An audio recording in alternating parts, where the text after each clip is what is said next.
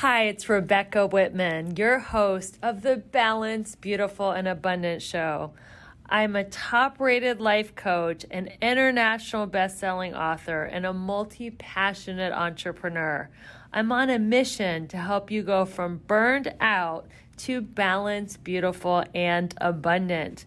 The experts on this show will help you achieve work-life balance so that you can experience abundance in 7 pillars of life: spirituality, health, emotions, romance, mindset, social, and financial life. When you have all 7 pillars of life in alignment, you are balanced, beautiful, and abundant. Let's go.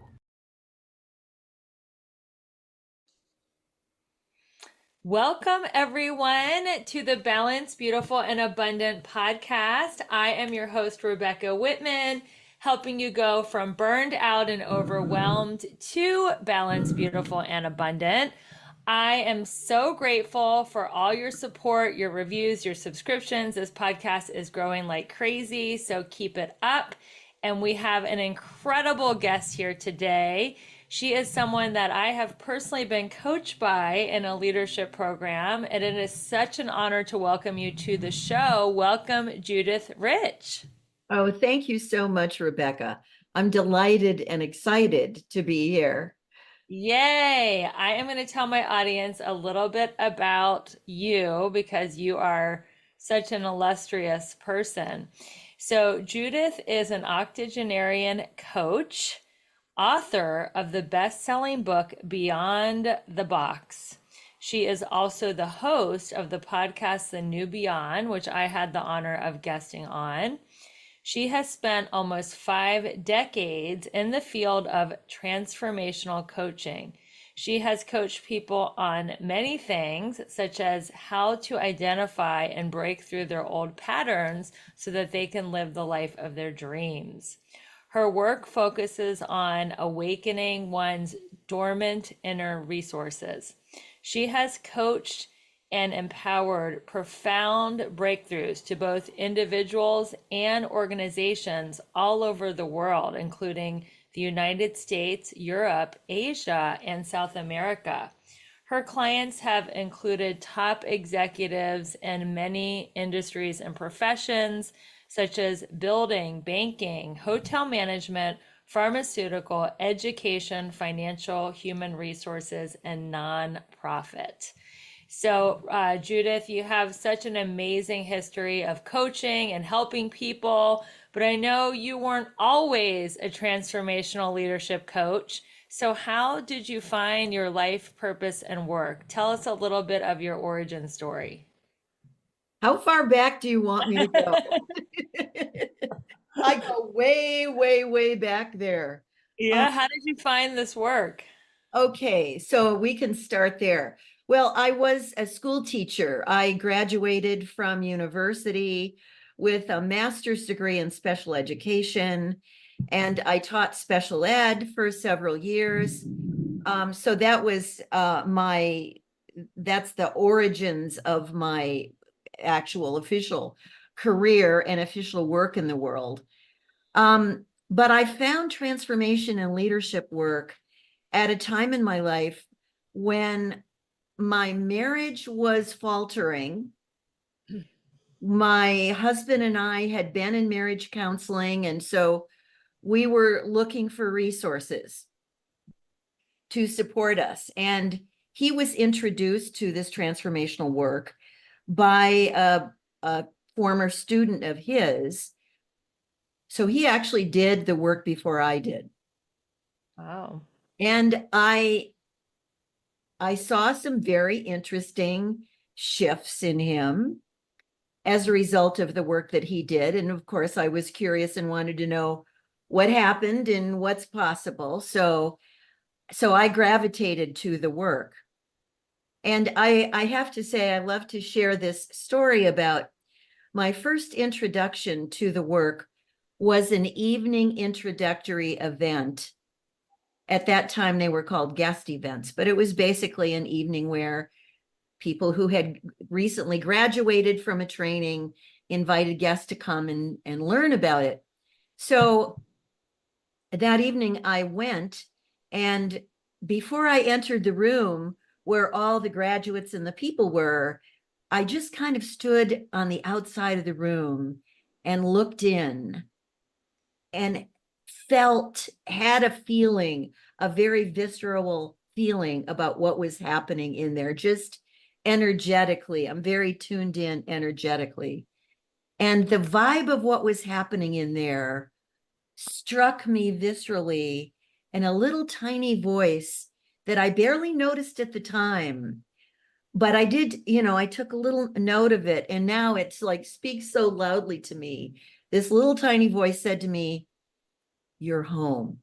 Wow.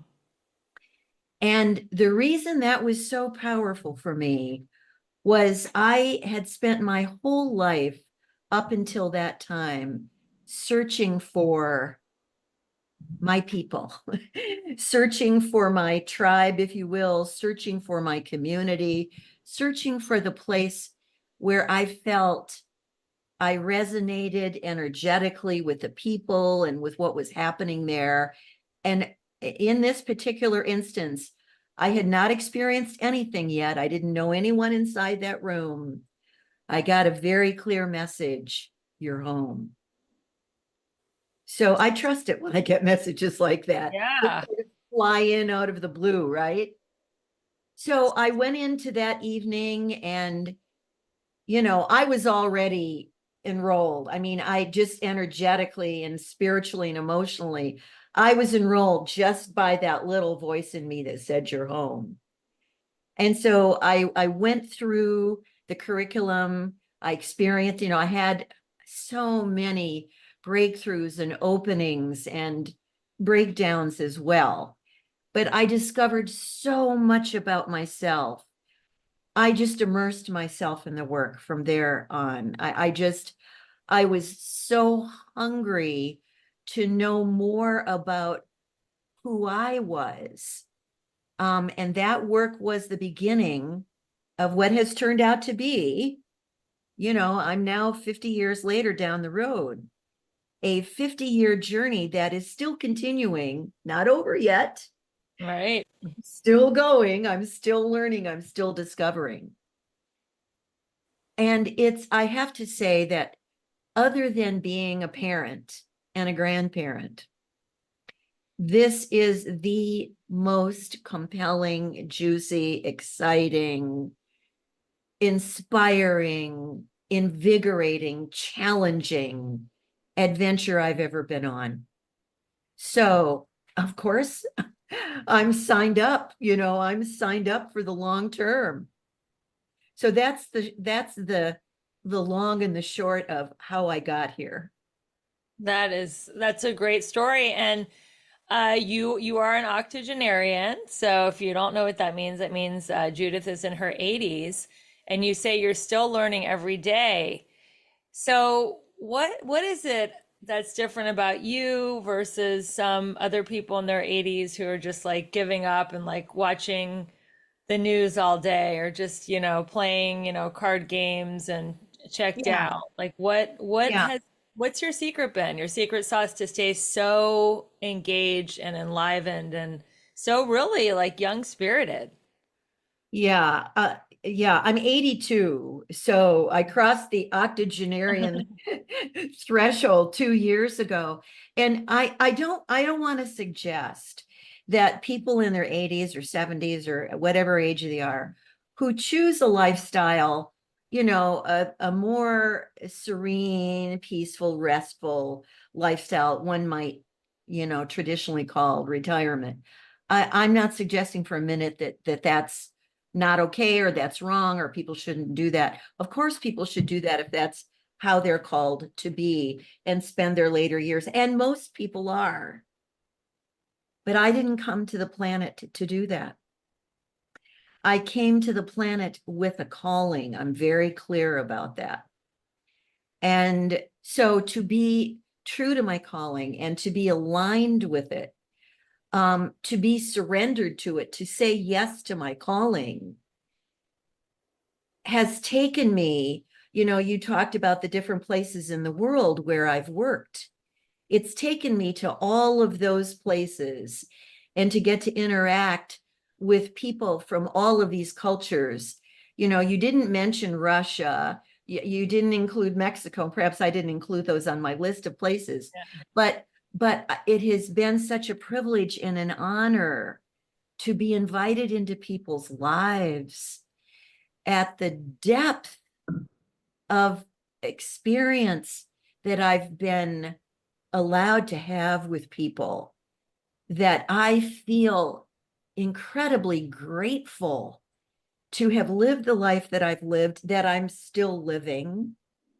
I feel incredibly blessed to get to do what I've done. And I've forgotten what your question was now. I'm not sure where I'm going. Well, it was, what is your secret to Oh, staying so engaged in life and like just yeah. excited Okay. and passionate about life and not just checking out? Yeah. Yeah. Well, so I started to talk about, really, I'm here, I'm doing and being and creating what I am out of my alignment with a calling. However, you know, as a kid, I was this way as a child, and what it looked like and what it still looks like to this day is intensely curious. I'm insanely curious about human being, about learning. Today, I'm curious about technology and artificial intelligence and all the things that are, you know, a part of our world today that were not a part of my world as a child. But as a child, I used to gather kids together in the neighborhood and invite them over and, you know, have little circles of kids where I'd invite them to stand up and share and Oh, about kid stuff, you know, what kids were interested in.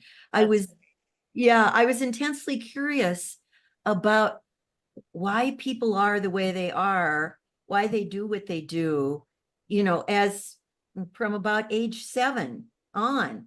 And so that curiosity, I think, is what inspires me and drives me and has me continue to be passionate. I'm also, I have to say, I have to credit my genetics.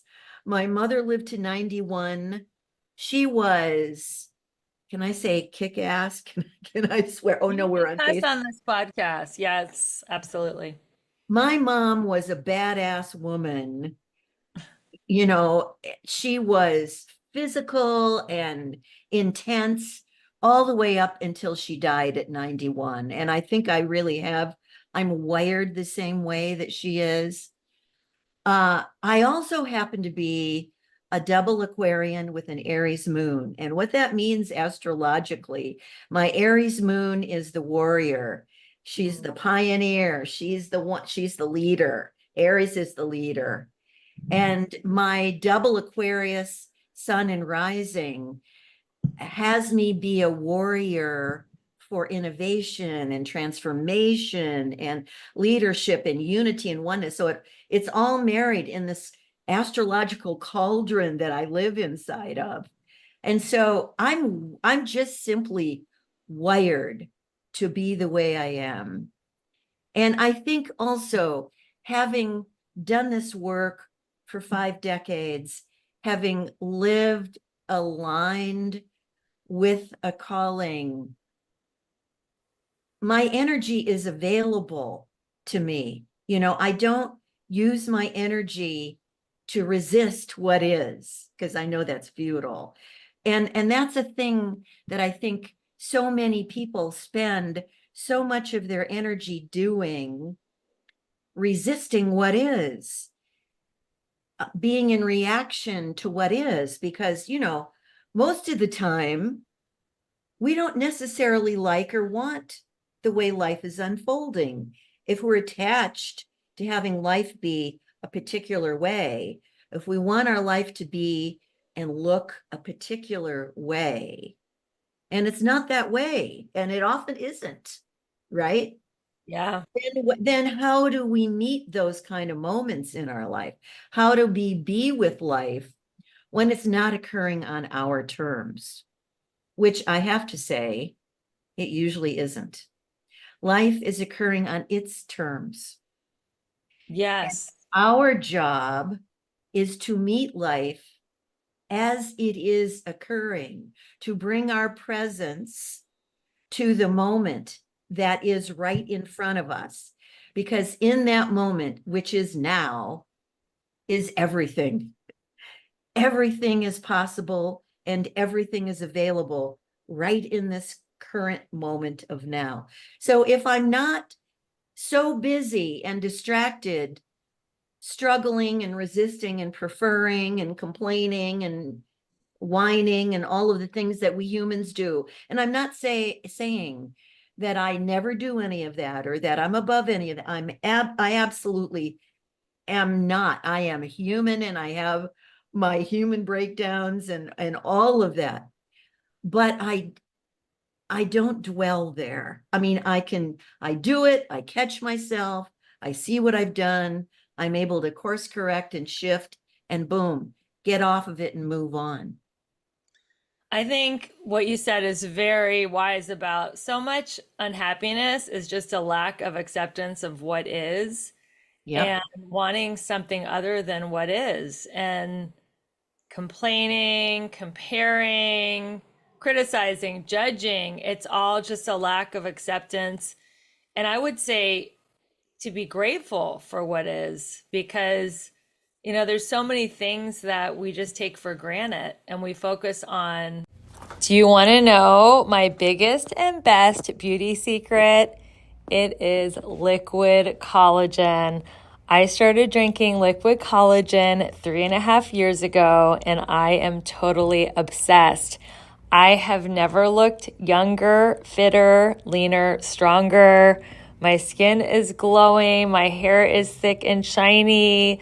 Eyebrows, eyelashes, nails, they're all growing, and I feel like I'm aging backwards. If you really want to know a huge hack to be balanced, beautiful, and abundant, you got to try this collagen. It is amazing. If you go to the show notes, you will get a $10 off coupon. If you buy 2 bottles, it's $25 off. And there's 2 versions. There's one for anti-aging and overall health, and there's another formula for fat loss. Both formulas are amazing. They taste great, and it's so easy to take. You just take a spoonful in the morning and a spoonful at night and just add it to your regimen. This stuff is off the charts. So make sure you go to the link in the show notes and grab yourself a couple bottles and tell me how much you love aging backwards. Thanks for watching the show, and we'll be back to our regular content now. The minutia of life when we have so much to celebrate in every moment. That's very, very true, Rebecca. And I would add, how about being grateful for what is, even when it's not what you thought you wanted? It's easy to be grateful for what is when it aligns with what you want. But what about when it's not what you thought you wanted? Can you be with what is and be grateful for it when it doesn't feel good or it doesn't match your pictures? Because I suggest that within what is, even when it's not what we thought we wanted, there is something there for us. And what is happening, what is present in any given moment is there for our learning if we're willing, if we're open to learn from it. So I teach that there really are no accidents, that what appears or what looks like in the moment might be an accident, might be the worst thing that ever happened to you in your life. And it's horrific and horrible and all of that. What I'm suggesting is that inside of that, if we're willing, and that's the work is to be willing to open and discover that in the darkest nights and on the darkest days, in the darkness is where we will find the seeds of our growth. because, seeds require darkness to germinate and Yeah. to grow. And so I would say to listeners, do not resist and don't be afraid. And I know it's easier to say than done. So I hear you. I get it. It's challenging, and this is where the work is. But the work is to learn to embrace these dark moments, learn to embrace these dark times. Just like right now in the world. May I go down this path with Sure, you? sure. Yeah, Like absolutely. what's happening right now in the world looks and feels pretty dark, right? Yeah. Where we are just collectively in the entire world, we're in a time of tremendous conflict and chaos and change that is happening so rapidly. Our human nervous systems were not designed to handle change at this pace.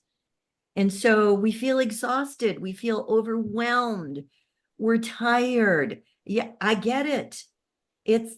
That is what we humans are experiencing on the planet today.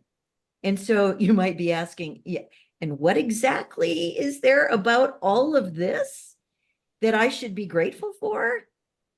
And my answer to that would be, I know you didn't ask me that, but my answer to that would be, we are in a collective transformation process. So as individuals, in my life has been about transformation, and essential to transformation is death and rebirth. Mm-hmm. Has to do with death and rebirth. And so we are in the death of an old paradigm right now, collectively on the planet. We are in the death of an old paradigm characterized by domination and control and power over, and I would say patriarchy, male dominated power over domination. And that has been embedded in all of our structures and systems for thousands of years, thousands of years. And that system, that structure now is coming apart. And we're seeing it in governments, and we're seeing it in corporations, and we're seeing it in educational systems, and we're seeing it in cultures, and we're seeing it on city streets. We're seeing it everywhere. It feels like it's all unraveling, and it is. And it's scary, and it's challenging. It's challenging for humans to be going through this right now, because it feels like the ground underneath our feet is shaky and moving, and there's nothing solid, and there's nothing certain. So how do we stay centered and happy and on our path of unfoldment as all this change is happening all around us and everything seems so chaotic? Yeah, well, I think that it's important to know, to have a picture of what's actually happening, so that if we realize we are in a collective unraveling, and in that unraveling, there is a transitional period before we move into whatever we are moving towards. So we are in that transition period. I heard Brene Brown, and I've mentioned this in other podcasts, including my own, refer to us as Gen T, Generation T. Everyone on the planet today is a member of Gen T, which is Generation Transition. We are here as the transition between the crumbling of the old paradigm and whatever is coming next, which we don't know what that is. But the possibility of what that is, I think, is how we stay connected and centered. And I wouldn't use the word happy. I Yeah. don't think it's about being happy, because it's not, we're not necessarily happy as we're going through this, but that has nothing to do with our ability to be clear and direct and committed and focused and grounded inside of the chaos. So to be grounded in a vision, and to be grounded in a calling, and to be grounded and clear about who you are as a human being and why you're here. This is critical for you, particularly during times like this, to stay on your path. And what is, you mentioned your calling several times in this interview. What is your calling or your vision for your life? Uh, my calling and my vision for my life is to be a catalyst for transformation, to be a catalyst for bringing together. My astrological sign, Aquarius, means the union of opposites. It's the union of masculine and feminine, the yin yang. So I believe that my calling is to be a catalyst for transformation. And my Aries moon has me be a warrior for that. So I'm actually a leader, a warrior for that. And as long as I have stayed aligned with that calling and I stay aligned with this work, my life is abundant, my life flows, my life is not easy, but I would say graceful. That is a beautiful distinction. Let's talk about easy versus graceful. Well, to me, easy is when the path is open and the path is clear and there's no challenges and I just, I'm not challenged. But I don't think that life occurs that way. I think that all of our paths are riddled with challenges and obstacles and opportunities. And so if I see them as opportunities, I'm curious and I'm creative about how I navigate this path. And that becomes a graceful journey. I'm not pushing and forcing, and I'm dancing. I'm dancing with life. I'm dancing with the challenges. I'm dancing with the obstacles. I'm curious.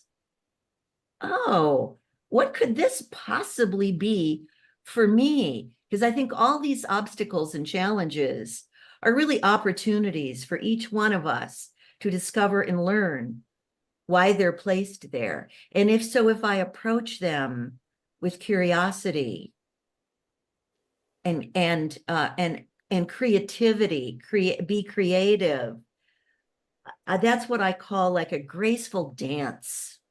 So I see my life that way, and every chapter of my life certainly has not been that way. I mean, my 20s and my 30s were rocky, and divorces and breakdowns and uncertainty and instability and all of that I went through prior to discovering my calling and discovering my work. So, So, what was your darkest night of the soul, and how did you get through it? I think I've had many dark nights of the soul. What was your darkest dark night of the soul? Um, Probably it was the unraveling of my third marriage. Mm. And that was a hard one. That was, I mean, the first marriage, I was in my 20s. I had no idea what I was doing. I had no business getting married. I got married for the wrong reasons both times. Second marriage was to a beautiful man, a wonderful man, 15 years older than I. He's the father of my two children. He's no longer living. He passed away almost 20 years ago. But my third marriage was one that I was absolutely so clear was right for me. And I was committed to it. And, I just poured all of myself into. And it wasn't mutual after a while. And the ending of that and the coming to terms with that really took me to the core of my soul. And I went through years after that, struggling to return to myself. I lost myself in that marriage. And I know that's why that marriage ended. Well, Because did he, what happened? Did he cheat on you or did he just file for divorce? Or both? both. That is very painful. Mhm. Yeah. So it's So betrayal and rejection, two of the hardest human emotions. exactly. Yeah. Yeah. So I lost myself in that marriage, and it took me a long time to find myself again. I mean, there was a lot of work that I got to do in the interim to get back to me. So Yeah. what would you tell someone who's listening who is feeling rejected or betrayed in their romantic life about how to get through that and get to the other side?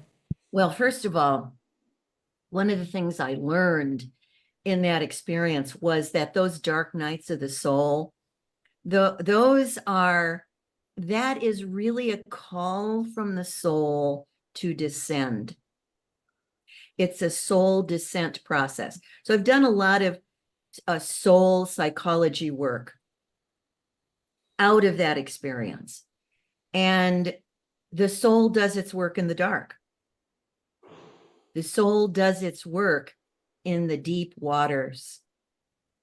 And so I would say for anyone going through that experience, it's really important and challenging and difficult, I know, but important to trust that process because your soul is calling you to a deeper level to do the work of pulling out the roots of beliefs and stories and habits and patterns that do not serve you. And so you're doing important work. So, as painful as it is, one thing I learned is, pain can be very purposeful. Yeah. And not that any of us would invite it, not that we would prefer it, certainly not. But when it pays a visit, we need to sit up and pay attention and take notes and open our heart and listen. There's a lot Yeah. of listening to do. There's a lot of purification Yes. if you do the work and you don't numb yourself, because I think when pain comes, a lot of people would just rather check out and numb themselves with alcohol, drugs, shopping, Yeah. gambling, Yeah. love and sex addiction. But if you are willing to go into it and feel it and learn from it, like Judith said, Yeah. it can be very purifying and you just are free when you get to the other side. Yeah. And it's not easy. I mean, the challenge, we're caught in the challenge between holding on and letting go. Mm-hmm. So we want to hold on to what we thought we had, even though we don't have it any longer. So to let go of holding on when it's clear that that thing is no more, that is really very challenging and painful. Yeah, so I really transformed my relationship with pain.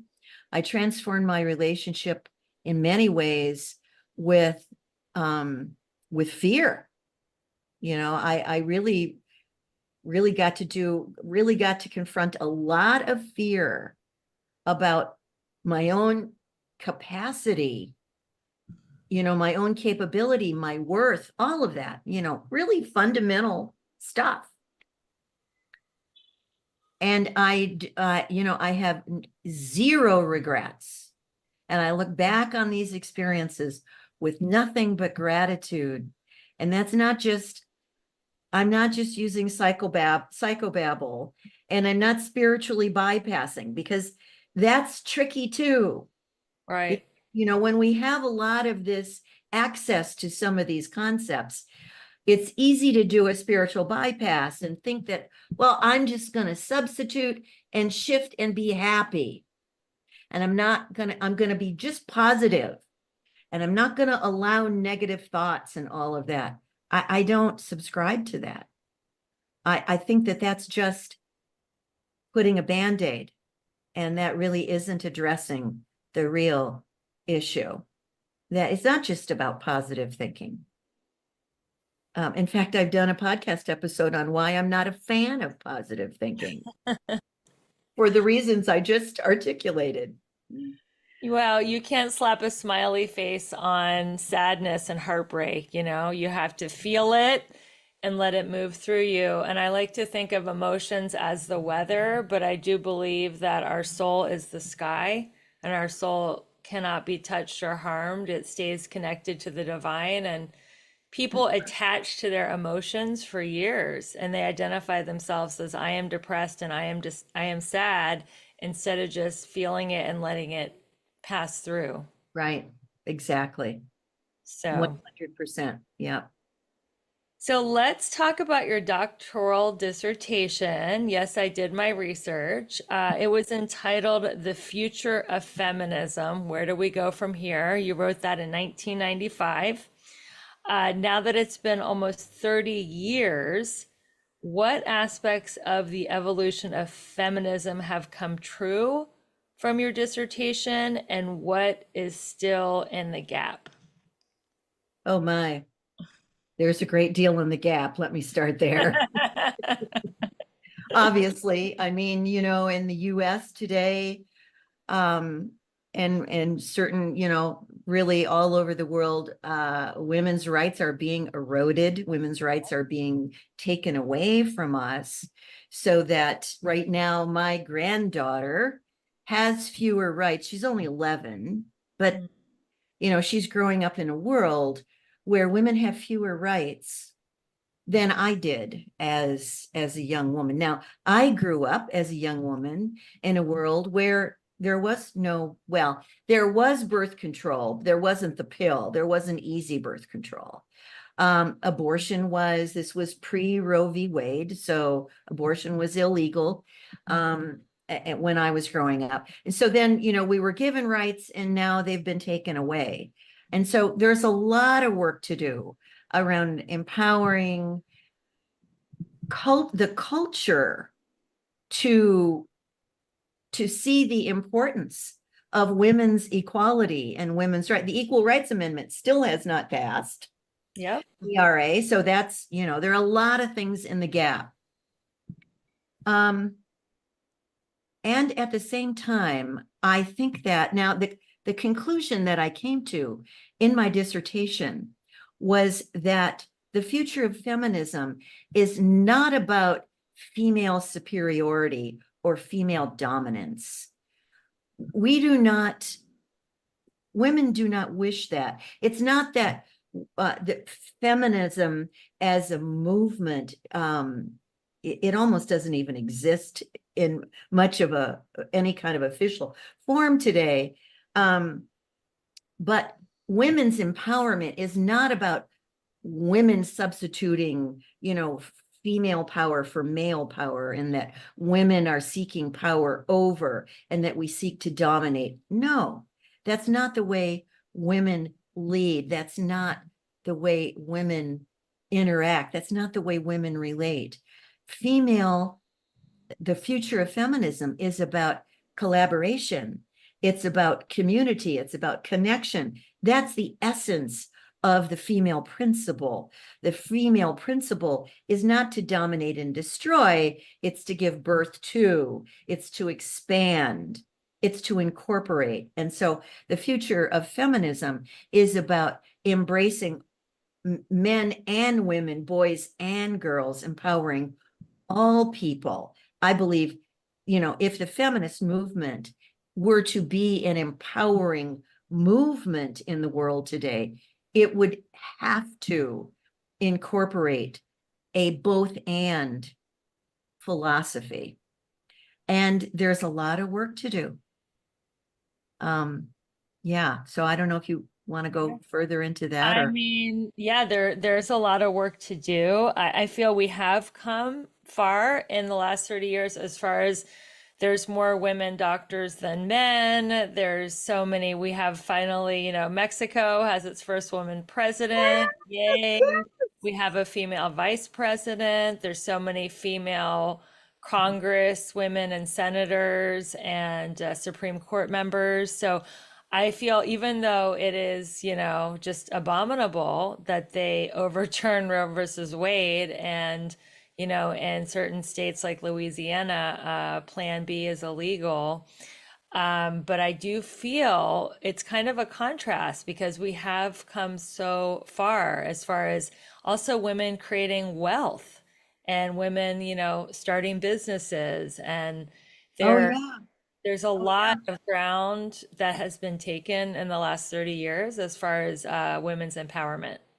Definitely. And we stand on the shoulders of those early feminists, Oh, yeah. opened those doors and paved the way. We stand on the shoulders of Ruth Bader Ginsburg and Mhm. of Bella Abzug and of the women who of Kamala Harris and the female Supreme Court justices. And so we have absolutely made tremendous advancement.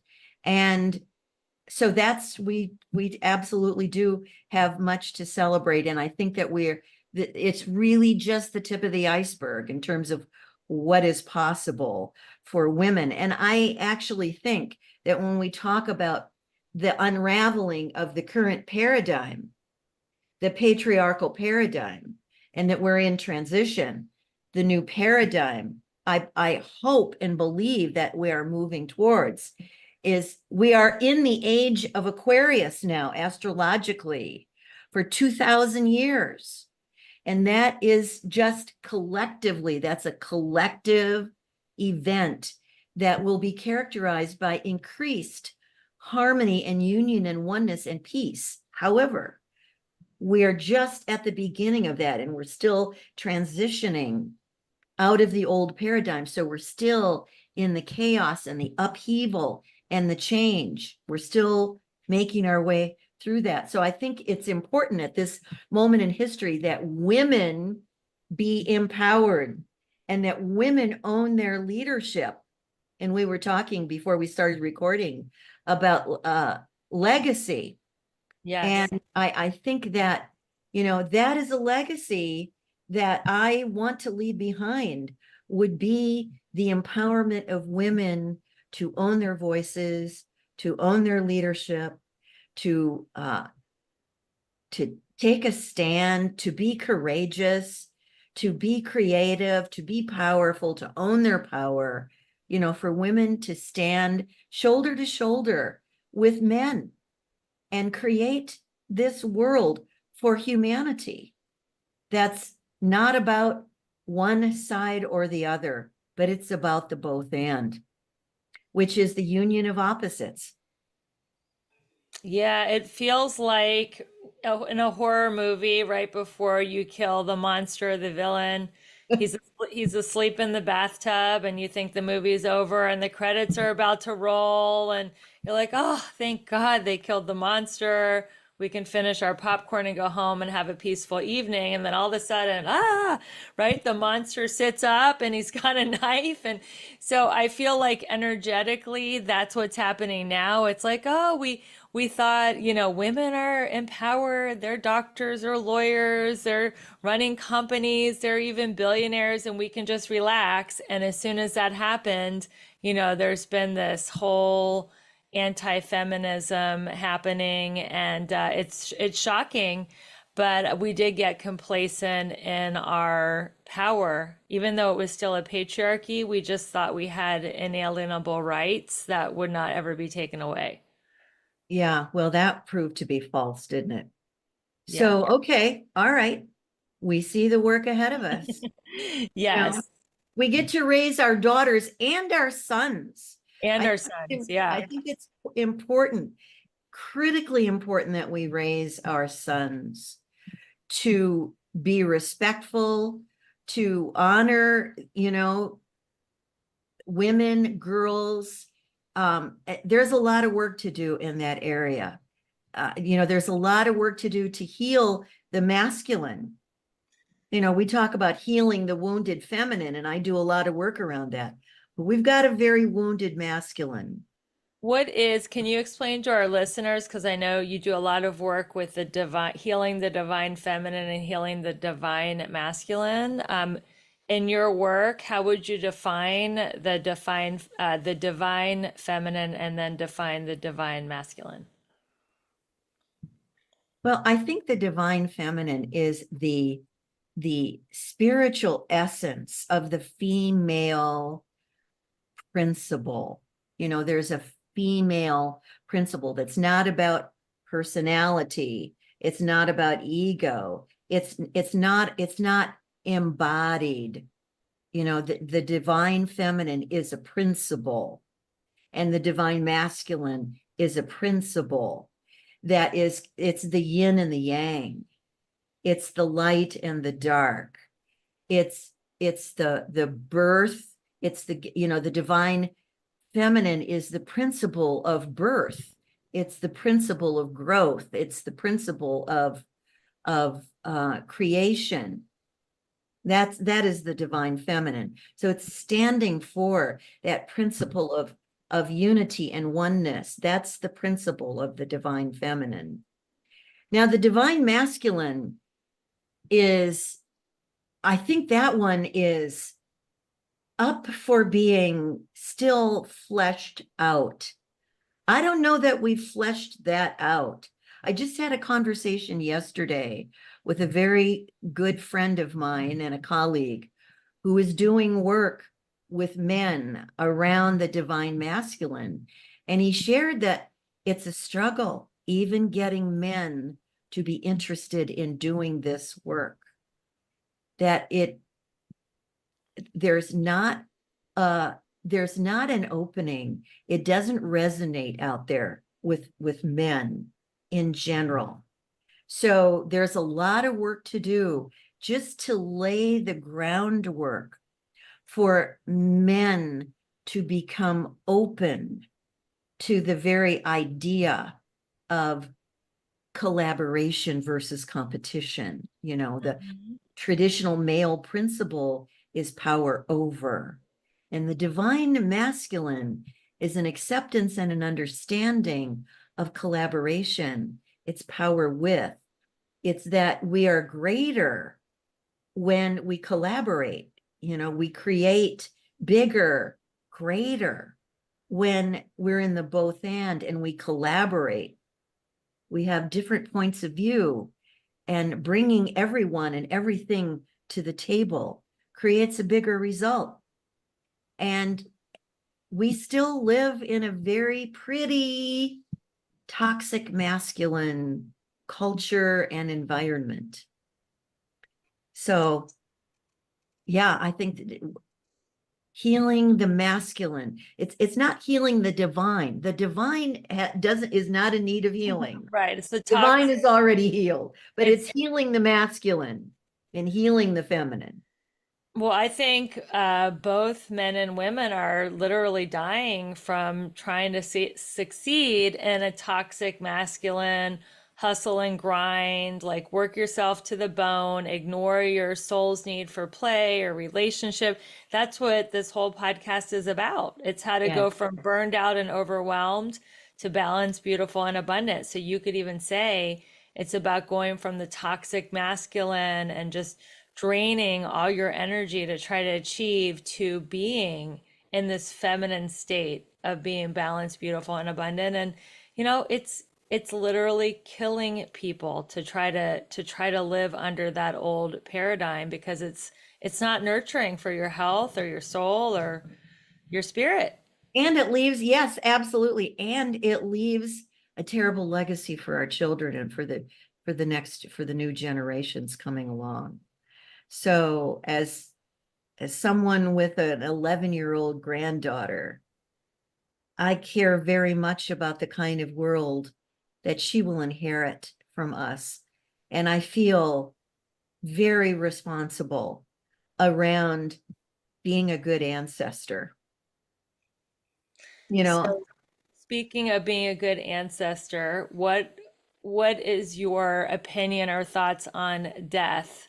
Do you have a fear of it? Do you think you'll still be hanging out, guiding your 11-year-old granddaughter and like helping her make the right choices? Like, what is your opinion about where, I know nobody knows, but what do you think is going to happen when well, you, I have thoughts. Of course, I yeah, don't, it's purely speculative, of course. but I know people who have had near-death experiences.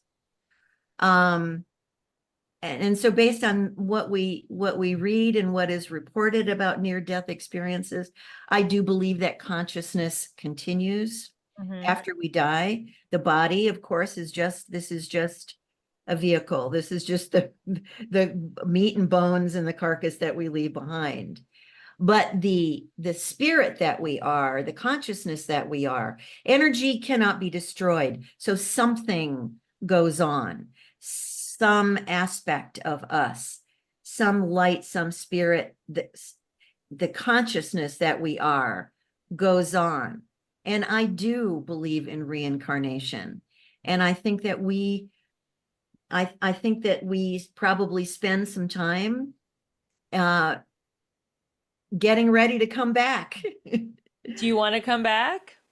Absolutely not. That's it. This is your last incarnation. You're good. You got what you needed out of planet Earth. We'll see. I don't know that I'm the one who gets to judge whether I have what I need. I think that forces and sources greater than I will make that decision if I get to come back or not. Um, I've had a really full, really juicy life. And who knows if I'll come back? I have absolutely no idea. I wouldn't mind spending a few lifetimes out there in the cosmos, exploring some of the other galaxies. I feel like I'm from there anyway. I really do feel like I am from some far off galaxy, and I'm just here visiting this time. And I've had that experience pretty much throughout my entire life. So we'll see. We'll see what happens. Yeah, we'll see what happens. So this is the second to last question. We're wrapping up here. Who was your favorite spiritual teacher and what was the biggest lesson they taught you? Um, I would have to say it's probably been Marianne Williamson.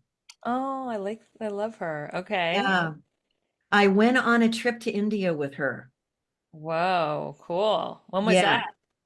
Pardon? When was that? When it was in 1996, and it was her first trip to India. I don't know if she's gone since then. It was my one and only trip to India.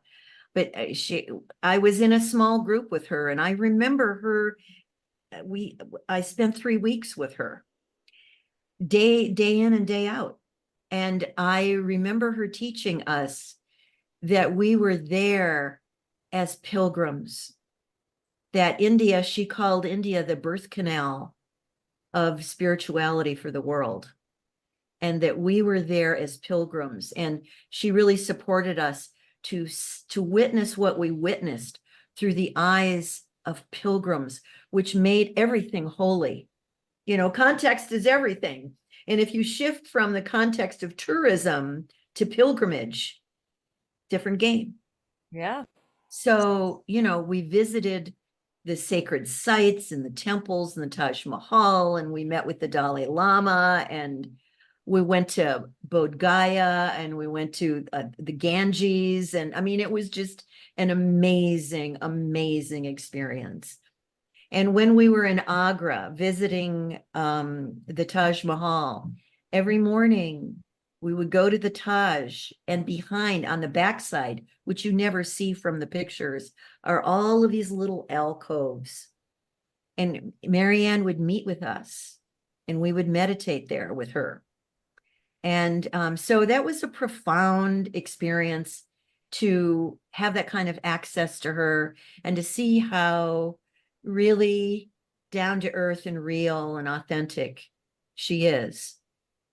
That is beautiful. Yeah, we asked her to be our Ben and I, my husband, we were both Yeah. students of yours. We asked her to be our wedding officiant, and it was in the middle of the pandemic, and we just couldn't arrange that. But that's how much I like her is I asked her to be my wedding officiant. So we both absolutely love Marianne. So the last question is, if you had a billboard on the side of the highway and it could tell the world one huge life-changing sentence that would change their paradigm in their life, what would your billboard say, Judith? Oh, what a great question. What would my billboard say? You are far greater than you realize. I guess if it was one sentence, you are far greater than you realize. And what does that mean to you? That's beautiful, but what does that mean to you? Well, most people don't walk around with the conscious awareness that who they are is infinite potential, and who we are is infinite potential in form. We're infinite potential that has taken on a human form, but mostly we're just energy and space and open space. And so that infinite potential that we are, we have access to the field of infinite potential in that we are that field, and that we have the capacity to be, do, and create literally anything if we align and draw it in and match in frequency and vibration the thing that we want to create. I know that Michael Beckwith teaches this, Marianne Williamson teaches this. Most of the spiritual teachers teach this, that everything is frequency and vibration. And for me, for anyone to become balanced, beautiful, and abundant, we need to be the frequency and the vibration of balance, of beauty, and abundance.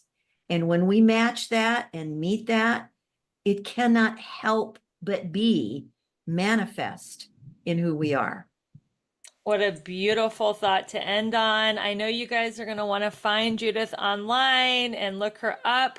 So, what is your website and how can they connect with you? JudithRich.com, www.judithrich.com. I'm on Facebook, so you'll find me on Facebook. Just put my name in the search window and you'll find me. They can get my book on Amazon, Beyond the Box. Come to my podcast, The New Beyond.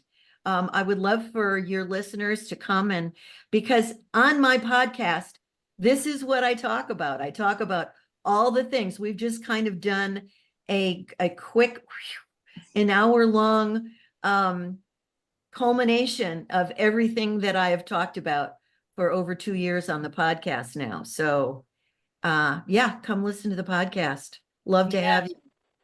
her podcast is great. Judith, you are so amazing. Thank you for all your years and hours of training individuals like myself to get over our fears and to step into the greatest version of ourselves. I'm really grateful for your trainings. Thank you so much.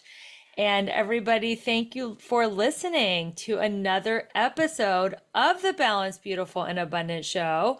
I know you got value out of this. Share this with a friend, copy and paste a link to the show, share it, take a screenshot of yourself listening, tag me at Rebecca E. Whitman on Instagram. I will give you a shout out.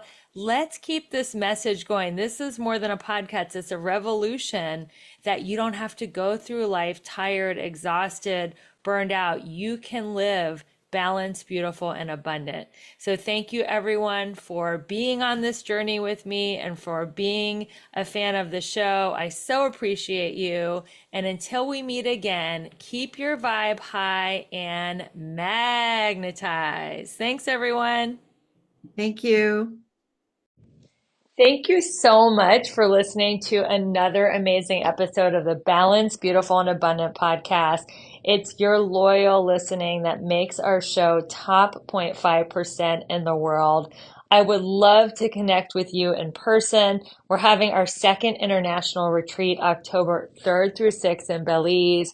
If you like yoga, sound baths, and want to get all 7 pillars of abundance to a level 10, this retreat is for you.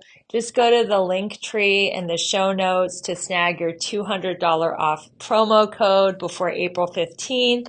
And let's end the year 2024 with momentum so that going into 2025, you will have so much abundance in all areas of life that you will be setting yourself up for the most incredible year ever. It is going to give you something to look forward to all year.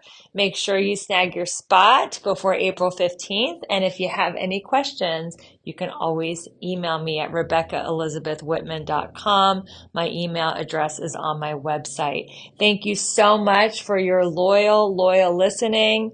And we will see you on the next episode. And some of you lucky ladies, will see you in Belize. Bye.